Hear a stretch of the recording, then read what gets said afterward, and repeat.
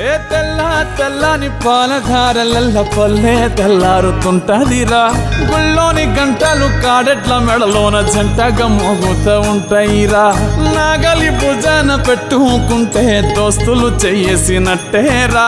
కొట్టు గోదా పక్కన ఉంటే కొండంత బలగం ఉన్నట్టురా.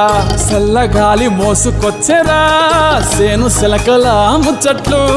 దారి పొడుగు చెట్ల కొమ్మలా రాలుతున్న పూల సప్పట్లు. గట్టి మోపులు కాల్వ గట్టులు చెమట సుక్కల్లో తడిసిన ఈ మట్టి గంధాల ఊరు పల్లెటూరు దీని తీరే అమ్మ తీరు రంగులోన